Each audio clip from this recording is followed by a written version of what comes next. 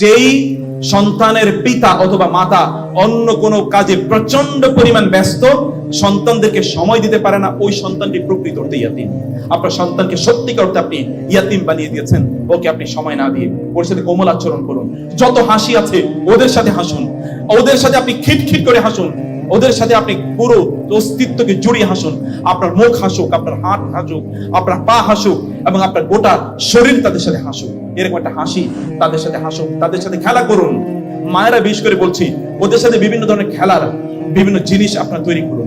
একা একা করার দরকার নাই। আমাদের সন্তানরা ডিভাইসের প্রতি কেন আসক্ত হবে, এ কথা সবাই কেবলমাত্র বলে যায়। এই আসক্তির মূল কারণ তো আপনি তাকে সময় দেন না।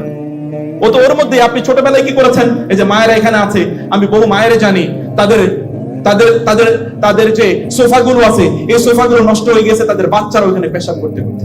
আমি খারাপ ভাবে নেবেন না প্লিজ, আমি এটা অভিজ্ঞতা থেকে বলছি। I know the stories, so much stories I know, কারণ বহু লোকের সাথে আমার ইন্টারেকশন হয়। কিভাবে জানেন, ওই যে ওইখানে টেলিভিশন দেখতে বসিয়ে দিয়েছে, ওইখানেই খেয়েছে, ওইখানে পায়খানা করেছে, ওইখানে পেশাব করেছে। কারণ কি? মা অন্য কাজে ব্যস্ত। কারণ কি? মা অন্য কাজে ব্যস্ত, অথবা বাবারা অন্য কাজে ব্যস্ত, বাচ্চারা ওইখানে বসিয়ে দিয়েছে এবং ও ওইটা নিয়ে ব্যস্ত, ব্যাপক পরিমাণে ব্যস্ত আছে। আপনার সন্তানকে আপনি সময় দিন। ওই টেলিভিশন দেখে, ওই সিনেমা দেখে আপনার ভাবুন, কিছুদিন পরে আপনার সন্তানই সিনেমার একটা কারণ হয়ে যাবে। কিছুদিন আগে অনেকে আমরা বলে থাকি যে এই করেছে, পিতা মাতা তারা মারা গিয়েছে, সন্তানরা খবরও নেয় নাই। ওই সন্তানরা খবর নেয় না যে পিতা মাতা তাকে আগে সময় দেয় না, এখন সন্তান সময় দেবে কোথেকে? সন্তান তো বুঝেই না যে সময় দেওয়া লাগে, ও তো বুঝেই না। ও তো মনে করে যে এই ডিভাইসের গুরুত্ব অনেক অনেক বেশি। আপনার সন্তান এর হাত থেকে ডিভাইস পড়ে গেলে আপনি যতটা রাগান্বিত হন, এটা ফেটে গিয়েছে, যতটা রাগান্বিত হন, ততটা কি রাগান্বিত হন তার মূল্যবোধের জন্য? ততটা কি রাগান্বিত হন তার ইসলামাইজেশনের জন্য? আপনার সন্তান, আপনার ডিভাইসটাকে আপনি যতটা মর্যাদা দেন, আপনার সন্তানের মর্যাদা আল্লাহর কসম ততটুকু নাই। আপনি কেবলমাত্র মুখে দাবি করেন, সত্যিকার অর্থে অন্তরে এটা নাই। সত্যিকার অর্থে অ্যাপ্লিকেশন বা আচরণে এটা একেবারেই খুঁজে পাওয়া যায় না।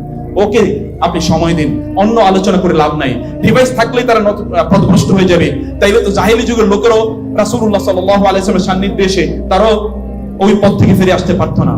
আপনাদের নিজেদেরকে কোষ্ঠী পাথর ইত্যাদিতে পরিণত করা দরকার আপনাদেরকে। সেজন্য আমি বলছি, ওদের সাথে গল্প করুন। আমাদের সালাফরা অথবা তাদের মায়েরা, তাদের বাবারা তাদের সন্তানদেরকে নিয়ে কি করতেন? আপনি কয়টি গল্প তার সাথে করেছেন? কয়টি বই তার সাথে একসাথে পড়েছেন? কয়টি বই আপনি একসাথে পড়েছেন? বাবারা কয়দিন বলেছেন যে চলো আমরা একসাথে বসে কোরআন পড়ি? কয়দিন করেছেন? আপনি কোরআন পড়বেন না, আপনি আপনার সন্তানকে কোরআনের বড় হাফেজ বানাবেন। আপনি বড় আলেম না, সন্তানকে অনেক বড় আলেম বানাবেন, এটা হতেই পারে না। গল্প শুনেছে এক ভাই, তিনি তার সন্তান, প্রত্যেকটি সন্তান হাফেজ, প্রত্যেকটি সন্তান হাফেজ। এটা কিভাবে হলো? ওস্তাদ অবাক হয়ে গেলেন। ওস্তাদ জিজ্ঞেস করলে যে কিভাবে সম্ভব এটি? বলেন যে এখানে আমার কোনো ক্যারিশমা নাই, গোটা ক্যারিশমা হচ্ছে তার মার। তার মা নিজে একজন হাফেজা। সন্তান যখন জন্ম নিয়েছে, ওর 3-4 বছর পর থেকে মা তার সামনে কোরআন তেলাওয়াত করতেন, ও শুনতে শুনতে কথা বলার আগে কোরআন হিফজ করা শুরু করে দিয়েছে। এরকম অসংখ্য ঘটনা আছে। আপনি সেটা করুন। সন্তানকে নিয়ে আপনি মসজিদে যান, ওকে হাত ধরে আপনি মসজিদে নিয়ে যান। ওকে যদি আপনি মসজিদ না চেনান, তাহলে শয়তানগুলো ওদেরকে সিনেমা হল চিনিয়ে দেবে, অথবা শয়তানগুলো ওদেরকে তখন নাটকের ঘরগুলো চিনিয়ে দেবে। আপনি ওদেরকে ইসলামিক স্কলারদের সাথে পরিচয় করিয়ে দিন। যদি পরিচয় না করিয়ে দেন, শয়তানগুলো ওদেরকে ওই যে অসভ্য অশ্লীল সিনেমা করে, নাটক করে, অথবা খেলাধুলায় মত্ত, ওদের সাথে পরিচয় করিয়ে দেবে। আপনার সন্তানরা সাহাবায়ে কেরামদের নাম জানে না, নবীদের নাম জানে না। এটি একটাই মাত্র কারণ ওরা অন্যদের নাম শিখেছে আপনাদের অবহেলার কারণে। You don't have enough time for them. আপনার যথেষ্ট সময়, যথাযথ সময় তাদের জন্য নাই। আমি বলবো যে আমি লম্বা সময় নিলেও আমি আপনাদের কাছে ক্ষমা চেয়ে নিচ্ছি। এগুলো শুধুমাত্র মুখস্থ করে এখান থেকে যাবেন না যে শুনলাম চলে গেলাম, এখানে অমকে এসে একটু 2-4টা কথা শুনলাম, ওনার সাথে দেখা সাক্ষাৎ হলো, এই জন্য এখানে বসে লাভ নাই। তাহলে আসসালামু আলাইকুম, যান, চলে যান। যদি এখান থেকে কিছু নিতে পারেন, and implement it from today, implement it from today। আপনার সন্তান আপনার সবচেয়ে বড় সম্পদ। ওকে সম্পদ বানান, অন্য সম্পদ বানানোর পরিবর্তে ওকে বরং আপনি সম্পদ বানান।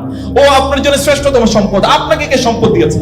আমার বাবা সম্পদ আছে গ্রামে, আমি ওই সম্পদ দেখার মতো সুযোগ পাই না। আমার দোস্ত গ্রামের সম্পদের অভাব নাই, কিন্তু ওগুলো যাওয়ার আমি তো 1 বছর একবার যেতে পারি না। কবে যাব? আপনি আপনার সন্তানকে সম্পদ বানান। ওই সম্পদ কোনো কাজে লাগবে না। রিয়েল সম্পদ, রিয়েল প্রপার্টি যেটি, সেটা বানানোর জন্য আপনাকে অবশ্যই সন্তানদের সাথে আচরণের ক্ষেত্রে আমি আবার বলি, প্লিজ খুবই কোমল ভাবে কথা বলুন, খুবই সুন্দর ভাবে কথা বলুন, কারণ ওরা আপনার কাছ থেকে শেখে। আপনাকে শুনেন না, এটাকে বলা হয় মাদার ল্যাঙ্গুয়েজ, মাতৃভাষা। এটাকে পিতৃভাষা বলা হয়। মাতৃভাষা কেন বলা হয়? এটা তো মায়ের কাছ থেকে শুনে ভাষা শিখেছে। সন্তানরা স্ল্যাং কোত্থেকে শিখে?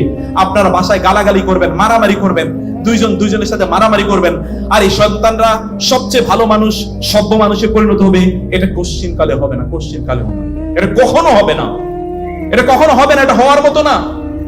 আপনাকে দেখাতে হবে যে সভ্যতা কাকে বলে, ভদ্রতা কাকে বলে, শালীনতা কাকে বলে, উচ্চারণ কাকে বলে, শব্দ চয়ন কাকে বলে, ডিকশন কাকে বলে, কিভাবে বিহেভ করতে হয়, বডি ল্যাঙ্গুয়েজ গুলো কেমন হতে হয়, কোন শব্দ কোন জায়গায় বলতে হয়, এগুলো তাকে শেখানো লাগে।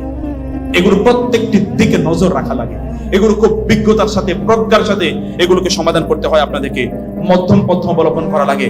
অনেক পিতামাতা আছেন, আমি একবার কোন একটা জায়গায়, বিশাল, এটা বাংলা সরকারের বিশাল একটা প্রজেক্ট, সেখানকার প্রধান আমাকে নিয়ে গেলেন, স্যার আপনার এখানে একটু কথা বলতে হবে। আমার পাশে বসেছিলেন সেই প্রতিষ্ঠানের আরেকজন সেকেন্ড ইন কমান্ড। তিনি বলেন যে স্যার, আমার সন্তানকে কিন্তু আমি কখনোই ওকে আমি বলি না যে তুমি নামাজ পড়ো, আমি কেবলমাত্র ওকে এনকারেজ করি, নামাজ পড়া ভালো, ইত্যকার বলি। ওকে আমি স্বাধীনতা দিয়েছি, ও যেন নামাজ পড়লে পড়লো, না পড়লে নাই, ও যেন এটাকে চয়েস করে, নিজের অন্তর থেকে এটাকে ভালোবাসা শুরু করে। আমি এটি বলেছি, আমি বললাম sorry sister, you are mistaken, আপনি ভুল পথে আছেন। আপনার বাচ্চাকে কোন স্কুলে ভর্তি করাবেন সেটার জন্য কি বলেছেন, বাবা এই স্কুল ভালো, তুমি কোনটা চয়েস করবে বলো? বলে স্যার, এটা কোনো কথা বলেন, এটা কেমনে হয়? তো সেই ক্ষেত্রে আপনার কোনো স্বাধীনতা নাই, কেবল আল্লাহর ক্ষেত্রে আপনি স্বাধীন। কেবল আল্লাহর ক্ষেত্রে আপনার চয়েসের ব্যাপার আসলো, আর দুনিয়ার ক্ষেত্রে কোনো চয়েসের ব্যাপার নাই। আমাদের সালাফরা বলে গিয়েছেন, আউইদু আওলাদাকুম আলাল খায়রি ফাইনাল খায়রা আদাতুন, ভালো কাজে অভ্যাস তৈরি করে দিতে হয়, কারণ ভালো কাজ একটা অভ্যাসের নাম। এখানে অনেকেই আছেন, আপনি মনে করেন যে নামাজ না পড়লে ভালো লাগে না, এটা একটাই মাত্র কারণ আপনার পিতামাতা আপনাকে নামাজ শিখিয়েছে, তারা আপনাকে নামাজ শিখিয়েছে। তাদের সাথে আচরণগুলো এমন হওয়া দরকার, প্রচন্ড কঠিন। আপনি জানেন যে একটা সুতা অথবা রশি, এটাকে যত টাইট দেবেন তত এটা ছেঁড়া শুরু করবে। বেশি টাইট দিতে গিয়ে বহু সন্তান, আমি নিজে দেখেছি, আমার আত্মীয় স্বজনের মধ্যে এমন ছিল, এত টাইট দিয়েছে এখন সুতা পুরো ছিঁড়ে গেছে, ওই যে ঘুড়ির মতো এখন আর খুঁজে পাওয়া যায় না। আবার অনেকে এত লুজ দিয়েছে, তাও কি শয়তানের রাস্তায় চলে গেছে। নো, আল্লাহ সুবহানাহু ওয়া তাআলা আল ওয়াসাতু আল আদালু, রাসূল সাল্লাল্লাহু আলাইহি ওয়াসাল্লাম বলেছেন, মধ্যম পন্থা হলো শ্রেষ্ঠতম পন্থা। কুনতুম খায়রা ওয়া কাযালিকা জাআলনাকুম উম্মাতাও ওয়াসাতা, তোমরা মধ্যমপন্থী জাতি, প্রত্যেকটা কাজে, প্রত্যেকটা আচরণে আপনাদেরকে মধ্যম পন্থা অবলম্বন করতে হবে, সেটি আপনাদেরকে করা দরকার। আপনাদের সন্তানদেরকে দিনদার সন্তান বানানো, এটি আপনাদের প্রধানতম এবং মূল উদ্দেশ্য হওয়া দরকার, আপনাদের সন্তানদেরকে দিনদার বানানো। আমি আপনাদেরকে যে অনুরোধটা করতে চাই, তাহলে যে সত্যিকার অর্থে আপনার সন্তানরা কি জিপিএফ পেলো, সে কত বড় আপনার রেজাল্ট করলো, কোন ইউনিভার্সিটিতে ভর্তি হলো, এগুলো দেখে লাভ নাই।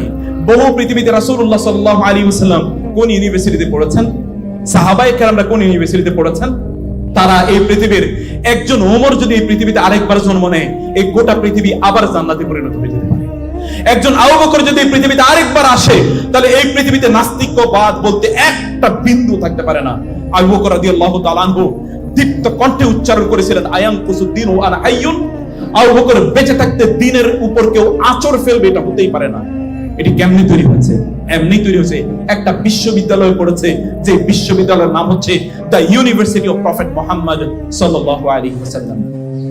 সন্তানদেরকে ভালো মানুষ বানানো, এই প্রতিযোগিতাই নাই, এই আলোচনাই নাই, কোথাও ইউনিভার্সিটিগুলোতে এই আলোচনাই নাই ওদেরকে ভালো মানুষ। এই জন্য আপনার সন্তানরা নিষ্পাপ সন্তান ইউনিভার্সিটিতে যায়, ওইখান থেকে ও ডাকাত হয়ে বের হয়ে আসে, অথবা ওইখান থেকে ও লুটেরা হয়ে বের হয়ে আসে। ইউনিভার্সিটির সন্তান, একটা ছাত্রর 100 কোটি টাকা কিভাবে থাকে? ও তো এখানে শিক্ষা গ্রহণ করতে গিয়েছে, কে তাকে এই লোক দেখালো, কারা তাকে এটা করলো? ওইখানে মূল্যবোধের অভাব আছে। মানুষ বানানোর প্রজেক্ট একেবারেই নাই, মানুষ বানানোর প্রজেক্ট নাই। আমরা মানুষ হিসেবে জন্ম নিয়েছি, কিন্তু আপনি দেখবেন মানুষের অস্তিত্ব কোথাও নাই। একজন সালাফ, তিনি দিনের বেলা বাজারে গিয়েছেন হারিকেন নিয়ে। লোকেরা প্রশ্ন করলো, দিনের বেলা হারিকেন নিয়ে ঘটনা কি? তিনি বলেন, মানুষ খুঁজতেছি। বলে, মানুষ খুঁজতেছেন, এত মানুষ বাজারে, আবার হারিকেন নিয়ে? তিনি বলেন, আমি তো একটাও মানুষ দেখতে পাই না। আল্লাহ সুবহানাহু ওয়া তাআলা বলেছেন, উলাইকা কাল আনআমি বাল হুম আযল। আপনার সন্তান অনেক বড় শিক্ষিত হওয়ার প্রয়োজন নেই, অনেক বড় ভালো মানুষ হোক, আল্লাহ সুবহানাহু ওয়া তাআলা তাকে ভালোবাসবেন, ফেরেশতারা তাকে ভালোবাসবেন, গোটা জমিনবাসী তাকে ভালোবাসবে। তাদেরকে ভালো মানুষ বানান, তাদেরকে ভালো মানুষ বানানোর চিন্তা করুন আপনারা, এবং সেই জায়গায় আপনাদের যতটুকু সম্ভব আপনাদের সময় বা সম্পদ আপনারা ব্যয় করুন। সম্মানিত বোনেরা, ভাইয়েরা, আমি আর 4-5 মিনিটের মধ্যে আপনাদেরকে একটা ক্লোজিং আমি আসতে চাই। আল্লাহ সুবহানাহু ওয়া তাআলা দেখছেন, এই শিক্ষা তাদেরকে দেন, এই দীক্ষা তাদেরকে দেন। আল্লাহ তাদেরকে দেখছেন, এই অনুভূতি তাদের মধ্যে তৈরি করে দেয়া দরকার। আল্লাহ যে তাদেরকে দেখছেন, কে শেখাবে তাদেরকে? এটা তাদেরকে কে শেখাবে? আপনি আসলে তারা করতে বসে, আপনি জিজ্ঞেস করলে নামাজ পড়ে, তাহলে আল্লাহ সুবহানাহু ওয়া তাআলার কথা থেকে কে শেখাবে? আল্লাহ সুবহানাহু ওয়া তাআলার কথাকে কে শেখাবে? ওই যে আমরা ছোটবেলায় গল্প শুনেছি, বাবা ছেলেকে নিয়ে গেছে চুরি করার জন্য, তো ছেলেকে বললো যে আমি গাছে উঠলাম, ওইখান থেকে নারিকেল পারবো, কোন চোর দেখলে, কেউ আমাকে দেখছে, এটা দেখলেই তুমি বলবে যে বাবা বাবা বলে চিৎকার করবে, তাহলে আমি কি দ্রুত নেমে যাব, কারণ যেন ধরা না খাই। বাবা উপর গাছের উপরে উঠেছে, ছেলে কিছুক্ষণ পরে চিৎকার করে বাবা বাবা, ছেলে বাবা তাড়াতাড়ি নেমে গেল এবং দুজন পালাইলো দৌড়ায়। বলছে কে গো আমাদেরকে দেখছিল? বলে হ্যাঁ। কে? আল্লাহ। কে দেখছেন? আল্লাহ। আরে আমি মনে করেছিলাম বুঝি কোনো মানুষ দেখেছে, তুমি এটা কি করলা? বলে আল্লাহ। বাবা আল্লাহ দেখেছেন, এটা কি তোমার কখনোই মনে হয় না?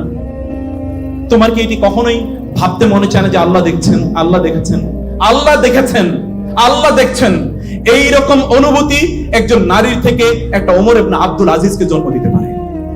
যেমনি ভাবে ওমর ইবনে আব্দুল আজিজ জন্ম হয়েছে ওই নারীর নাতির ঘরে, নাতনির ঘরে, যেই নারী ওমর রাদিয়াল্লাহু তাআলা আনহুর যুগে তার মাকে বলেছিলেন, মা ওমর দেখেনি বটে কিন্তু ওমর রব কি দেখেনি?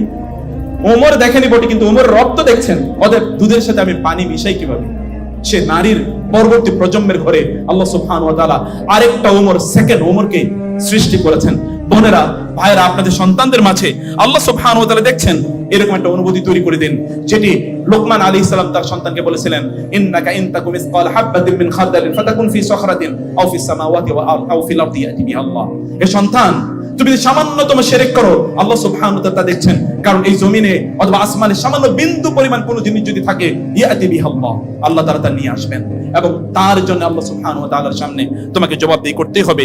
অতিরিক্ত ওয়াজ নসিহত সন্তানদেরকে করবেন না। এখন আমি কিন্তু অনেক বেশি করে ফেলছি আপনাদের, এবং এই জন্য বলছি আমি খুব আমি এটাকে শর্টকাট করার চেষ্টা করছি। অনেক নসিহত করলে পোলাপান বিগড়ে যায়। আমি বহু লোকের দেখেছি খালি পোলাপানের নসিহত করে, এরপরে পোলাপান নসিহতের কোনো গুরুত্বই বুঝে না। নসিহত করার দরকার নাই, do in action, not in words. আপনার মুখ দিয়ে বলে লাভ নাই, কারণ সন্তানরা ওরা মুখের কথা শুনে না, ওরা আসলে আপনার কাজটা দেখতে চায়। অতএব আপনি আপনার কাজ করে দেখান। ওয়াজ নসিহত কম করুন, কথাবার্তা কম বলুন, কিন্তু কাজ করুন। তাদের কিনা সালাতে দাঁড়িয়ে যান না। বোনেরা, আপনার সন্তানদেরকে নিয়ে যদি আপনি সালাতে না দাঁড়ান, তাহলে কি হবে? সকালবেলা কোলাহল, আপনি স্কুলে আসার জন্য হইচই, কিন্তু নামাজের জন্য কোনো চিন্তাই নাই। ফজরের নামাজ মিস হয়ে গেল। যেই দিন তাদের স্কুল নাই অথবা তাদের মাদ্রাসা নাই অথবা যেদিন তার পরীক্ষা নাই, ওই দিন তারা ঘুম থেকে 10টায় উঠে, ও তো জাহান্নামে যাওয়ার রাস্তায় অলরেডি আছে। আপনি তাকে কোথায় নিয়ে যাবেন? এই সফলতা তাকে কোথায় নেবে? সালাতের জন্য যদি তাকে না দাঁড়াতে, তাকে যদি না জাগাতে পারেন, আল্লাহর ভালোবাসা যদি ওর মধ্যে তৈরি না হয়, তাহলে এই শিক্ষা দিয়ে কোনো লাভ হবে না। যত বড় শিক্ষাবিদ তত বড় ডাকাত। দেখেন না এখন অনেক বড় আপনি যদি সমাজের অবস্থা দেখেন, এমনকি এই দেশেরও আপনি দেখবেন যারা সবচেয়ে বেশি শিক্ষিত, এদের মধ্যে সবচেয়ে বেশি দুর্নীতি, অপরাধ প্রবণতা তাদের মধ্যে বেশি। আপনি তো অপরাধী তৈরি করছেন। এই শিক্ষা মানুষকে মূল্যবোধ শেখায় না, সেই শিক্ষা প্রকৃত অর্থে কোনোভাবেই শিক্ষা নয়। অতএব আপনি আপনার সন্তানকে যদি সত্যিকার অর্থে যদি ভালো মানুষ বানাতে চান, তাহলে আল্লাহ সুবহানাহু ওয়া তাআলা সম্পর্কে তাকে স্মরণ করিয়ে দিন। প্রতি মুহূর্তে তাকে আল্লাহ সুবহানাহু ওয়া তাআলার কথা বলুন, পরম ভালোবাসা দিয়ে সন্তানকে লালন করুন। ওকে কি আপনি চুম্বন করেন, জড়িয়ে ধরে? আমি একসময় বলতাম যে আমার বাসায় যাওয়া, আমার পার্সোনাল স্টোরি বলি, আমি বাসায় যাওয়া মানে হচ্ছে ওই দিন, মানে আমি বাসায় যাওয়া মানে হচ্ছে আমার বাচ্চাদের এটা ঈদ। আবার বলি, আমি বাসায় যাওয়া মানে হচ্ছে এদের ঈদ, মানে everyday is there Eid day. Believe me, কারণ কি বাসায় গেলে ওরা হুড়মুড় করে বড় হয়ে গেছে, তারপরে এসে আমাকে একটা হাগ করবে। How many times you have hugged your children? আপনি কয়বার আপনার সন্তানকে জড়িয়ে ধরেছেন, ওকে চুমু দিয়েছেন? রাসূলুল্লাহ সাল্লাল্লাহু আলাইহি ওয়াসাল্লাম সন্তানকে চুমু দিলে আকরা বিন হাবিস বলেন, ইয়া রাসূলুল্লাহ, বাচ্চাদেরকে চুমু দিচ্ছেন নাকি আপনি? বলে হ্যাঁ। বলে আমার তো 10টা সন্তান, আমি তো একটারও চুমু দেই না।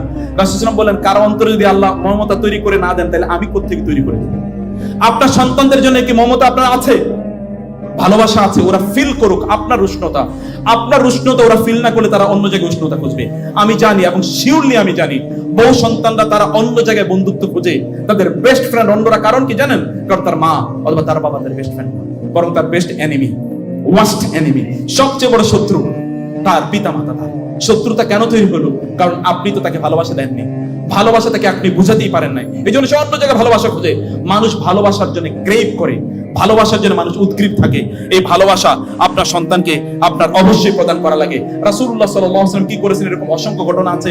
আপনারা জানেন, এই যে উসামার কথা বলেছি, উসামা রাদিয়াল্লাহু তাআলা তার অসুস্থ ছিলেন। রাসূলুল্লাহ তার জিহ্বার সাথে তার জিহ্বাটি লাগাতেন। এই যে আমরা বাচ্চাদের সাথে জিহ্বা লাগিয়ে খেলি না, এটা রাসূলুল্লাহ সাল্লাল্লাহু আলাইহি ওয়াসাল্লাম করতেন। তার নাকের সাথে জিহ্বা লাগিয়ে তার সাথে খেলতেন। বাচ্চাদের সাথে এটা করুন না, ওরা ফিল করুন ওর মা, তার মার অনুপস্থিতি। আপনি উপস্থিত নাই বাসায়, বাবা বা মায়ের কথা বলছি, আপনি বাসায় নাই, আপনার সন্তান দোয়া করে আল্লাহ বাবা যেন আরেকটু পরে বাসায় আসে, বুঝলেন ইউ আর অলরেডি লস্ট। আপনার সন্তান যদি দোয়া করে আল্লাহ মা যেন আজকে একটু পরে আসে, আজকে মা একটু বাইরে গেছে এখন আমরা কম্পিউটার দেখি, তাহলে বুঝলেন ইউ আর অলরেডি লস্ট। তারা আপনাকে ফিল করতে হবে মা তুমি না থাকলে আমার একটু ভালো লাগে, বাবা তুমি আসলে আমার সবচেয়ে ভালো সময়টা কাটে। এরকম একটা রিলেশন তাদের মধ্যে তৈরি করেন না। যদি সত্যিকার অর্থে তাদেরকে আপনি চান যে তারা আপনার সাথে গ্লুড অবস্থায় থাকুক, ওদেরকে দুনিয়া সম্পর্কে শেখান, দুনিয়া সম্পর্কে তাদেরকে জানান, যেন তারা দুনিয়া বুঝে।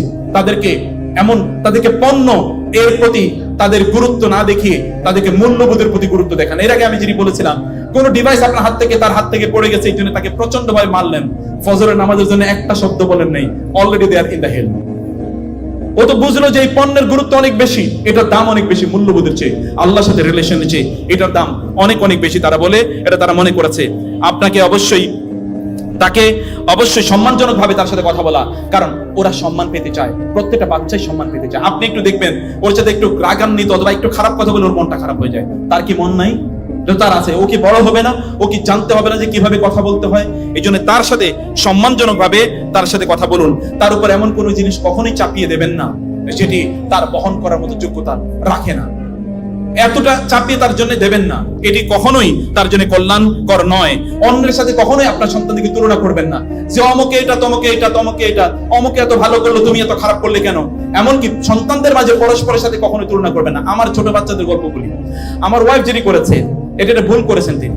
ধর যে আমার মেজো মেয়েটা, আমার 3টা মেয়ে একটা ছিল আলহামদুলিল্লাহ, মেজো মেয়েটি অর্থাৎ 2 নম্বর মেয়েটি একটু অসুস্থ হয়ে গেছে। আমার ওয়াইফ ছোট মেয়েটার সামনে ফোন করে কান্না করা শুরু করলো, তুমি তাড়াতাড়ি আসো, ও কেমন যেন একটু অসুস্থ হয়ে গেছে। আমি দ্রুত টেলিভিশনে ছিলাম, সব বন্ধ করে আমি বাসায় চলে গেলাম। পরের দিন আমার ওয়াইফ বলল যে আমি তো একটা ভুল করেছি। কি বলেছে? ওর সামনে যে আমি কাঁদছি, ছোট মেয়েটার সামনে কাঁদার কারণে ও চিন্তা করলো মেজো আপাকে আব্বু আম্মু অনেক বেশি ভালোবাসে।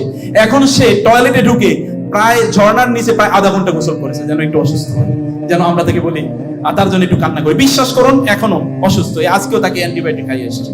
কারণ একটাই, দৃষ্টি আকর্ষণ। বাচ্চারা দৃষ্টি আকর্ষণ করতে চায়। পার্সোনাল লাইফের স্টোরি বললাম যেন আপনারা বুঝেন। বাচ্চাদেরকে পরস্পরের প্রতি তুলনা করার দরকার নাই। ওরা মারামারি করছে, সেখানে গিয়ে দুইজনের পিটানো শুরু করলেন, আপনি দুইটাকে ধ্বংস করে দিলেন। দরকার নেই, ওদেরকে সেটেল করতে দেন না তাদের ইস্যুটা, কারণ ওরা আল্লাহর প্রিয় বান্দা। আল্লাহর প্রিয় বান্দা হওয়ার জন্য কতগুলো বৈশিষ্ট্য লাগে, তোমাদের একটা বৈশিষ্ট্য কি জানেন? তাহলে দ্রুত আপনার কি শত্রুতা ভুলে যাওয়া। আপনি দেখবেন যে স্বামীর সাথে ঝগড়া হয়েছে, 7 দিন পর্যন্ত কথাও বলেন না, খাওয়া দাওয়ারও ঠিক মতো দেন না। আপনি একদিকে ফিরে থাকেন, উনি আরেকদিকে ফিরে থাকেন। আর বাচ্চারা দেখেন কিছুক্ষণ আগে মারামারি হয়েছে, এখন তারা আবার একসাথে খেলে। তাহলে আপনি সেখানে ইন্টারফেয়ার করেন কেন? ওরা তো মারামারি করবে আর ওরা ঠিক হয়ে যাবে, আপনি সেখানে ইন্টারফেয়ার করতে চান কেন? ওদেরকে দেন না সেটেল করতে। যদি না এটা এক্সট্রিম কোনো সিচুয়েশনে যায়, that is a different issue. আর নাহলে তাদেরকে সেটেল করতে দেন, ওদের মধ্যে যোগ্যতা তৈরি হোক, সফিয়া রাদিয়াল্লাহু তাআলা আনহা, তিনি তার সন্তান, এই যে আপনারা জানেন বিখ্যাত মুসলিম বীর সেনানী জুবাইর রাদিয়াল্লাহু তাআলা আনহু, তাই কি করতেন? ওই যে তাকে মরুভূমিতে ফালাইয়া দিয়ে আসতেন। সফিয়া রাসূল সাল্লাল্লাহু আলাইহি ওয়াসাল্লামের ফুফু, ফালাইয়া দিয়ে আসার পর অন্যরা বলতো, নারীরা বলতো, আপনি এত নিষ্ঠুর, সন্তানকে এরকম দূরে ফেলে দিয়ে আসেন। বলে না, ও যদি মরুভূমি থেকে বেঁচে না আসতে পারে তাহলে ওরা আমার দরকার নাই, কারণ আমি ওকে ইসলামের জন্য ব্যয় করতে চাই। ও যদি বের না হয়ে আসতে পারে ওইখানে মরুভূমির সাথে, যদি মরুভূমির এই উত্তপ্ত আবহাওয়া থেকে যদি বেঁচে না আসতে পারে, তাহলে এই পোলা দিয়ে আমি কি করব? এই সন্তান দিয়ে আমি কি করব? পরবর্তীতে মুসলিমদের বীর সেনানী তিনি হয়েছেন।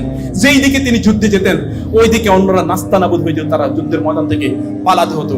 সম্মানিত বোনেরা এবং ভাইয়েরা, আমি কিছু স্ক্র্যাচ আপনাদেরকে দেওয়ার চেষ্টা করেছি, আপনারা অনুগ্রহ করে। এর মধ্যে আরো বহু ইস্যু আছে, সেগুলো আপনারা জানেন, আপনারা আমার চেয়ে অনেক অনেক বেশি জানেন। কেবল অ্যাপ্লিকেশন এটা বিষয়। আল্লাহ সুবহানাহু ওয়া তাআলা আপনাদেরকে এবং আমাদেরকে বোঝার তৌফিক দান করুন। আমাদের সন্তানরা যেন আমাদের নয়নের মণি হয়, আমাদের চক্ষুকে শীতলকারী সন্তান হয়, আমাদের অন্তর তাদের দিকে তাকালে যেন আমাদের হৃদয়টা ভরে যায়, যেন আমি বলতে পারি আল্লাহ তোমার আমানত আমি ঠিক রেখেছি। যেন আমার মৃত্যুর পর আমার সন্তানরা আল্লাহর কাছে দোয়া করে দু চোখ, আমি জানি এখানে অনেকের চোখে পানি আসে না, আমি জানি এরকম, কারণ আমাদের পিতামাতা হয়তো বা আমাদেরকে চোখে পানি কিভাবে আসে তা শেখায়নি। আমি জানি অনেকের অন্তর এরকম হয়ে গেছে, কিন্তু আমি অনেকেরই জানি এখনো তার পিতামাতার কথা বলা। আমি বৃদ্ধ বহু লোকের দেখেছি, বিশ্বাস করুন, বহু বৃদ্ধ লোকের দেখেছি পিতামাতার কথা বলার সাথে সাথে অঝোর তারা কাঁদতে থাকে আল্লাহর কাছে। কিন্তু আমি বহু যুবকের দেখেছি তার চোখ থেকে একটা ফোঁটা পানিও পড়ে না, বাবা মারা গেছে তার চোখ থেকে একটা পানিও পড়ে না। আমি বহু যুবককে দেখেছি। ওই রকম যুবকদের জন্য, যুবতীদের জন্য আমার কাঁদতে মনে হচ্ছে যে সত্যিকার অর্থে এরা তো লস্ট। আর ওই বৃদ্ধরা এখনো পিতামাতার কথা বলে তারা কাঁদে, তারা আসলেই পিতামাতার ভালোবাসা তারা কাকে বলে এটা তারা বুঝেছে। আপনাদের সন্তানদেরকে এরকম বানান যেন আপনার মৃত্যুর পরে দুহাত তুলে আল্লাহর কাছে বলতে পারে, রব্বির হামহুমা কামা রাব্বায়ানি সগীরা, আমার পিতামাতাকে ক্ষমা করে দাও আল্লাহ, আমার পিতামাতাকে জান্নাত দান করো। এরকম অনুভূতি যেন তাদের মধ্যে তৈরি হয়, এই দীক্ষাটি আপনাদের সন্তানদেরকে দেবেন। আমি অনেক অনেক কৃতজ্ঞ আমার বন্ধু বিষ্ণু ইসলামী স্কলার। আমার এই বন্ধু এক জায়গায় কথা বললেই তো এর চেয়ে বড় বিশাল বড় গ্যাদারিং এর জন্য যথেষ্ট, এবং এত বড় ওস্তাদরা এখানে, স্কলাররা এখানে আছেন, মাশায়েখে আযম আছেন, বোনেরা যা বলেছে সুবহানাল্লাহ, এইটুকুই যথেষ্ট। তারপরে আমি বলেছি আপনাদেরকে গরমের মধ্যে বসিয়ে রেখেছি, আমাকে ক্ষমা করে দেবেন প্লিজ, কারণ I love my children, believe me, I love my children. আমার মা ছোটবেলায় আমার এই মাথায় হাত ধরে কত যে কেঁদেছেন, এই কাঁদার দৃশ্যগুলো এখনো আমার মনে পড়ে। আল্লাহর কসম আমাদের কোনো যোগ্যতা নেই, আল্লাহর কসম কোনো যোগ্যতা নেই, কেবল আমার মায়ের দোয়ার যোগ্যতা ছাড়া কিছু নেই। আমার মায়ের দোয়া, আমার এই বন্ধু সেই গল্পই বলে, আমাদের মা বা বাবাদের দোয়া ছাড়া কিছু নাই, আর কিছু নাই আমাদের জীবনে। মা বাবার দোয়া একজন মানুষকে যে কোথায় নিয়ে যেতে পারে, এটা যারা এটা পেয়েছে কেবল তারাই বুঝতে পারে। আপনাদের সন্তানরা তেমন হোক, আল্লাহ সুবহানাহু ওয়া তাআলা আপনাদের সন্তানদের মাধ্যমে আপনাদের মুখকে উজ্জ্বল করুন। আল্লাহ সুবহানাহু ওয়া তাআলা আপনাদের দুনিয়া এবং আখিরাতে আপনাদের সন্তানদের জন্য, সন্তানদের মাধ্যমে আপনাদের কল্যাণ নিশ্চিত করুক আল্লাহ তাআলার কাছে সেই দোয়া করে আমি আপনাদের কাছে আবারও ক্ষমা চেয়ে আমার লম্বা আলোচনা শেষ করছি। আল্লাহ সুবহানাহু সবাইকে অনেক অনেক কল্যাণ দান করুন। আযা সাল্লাল্লাহু সুবহানাহু ওয়া তাআলা নবিয়ানা মুহাম্মদ ওয়া আলিহি ওয়া সাহবিহি আজমাইন। সুবহানাকাল্লাহুম্মা ওয়া বিহামদিক আশহাদু আল্লা ইলাহা ইল্লা আনতা আস্তাগফিরুকা ওয়া আতুবু ইলাইক। ওয়া আসসালামু আলাইকুম ওয়া রাহমাতুল্লাহি ওয়া বারাকাতুহু।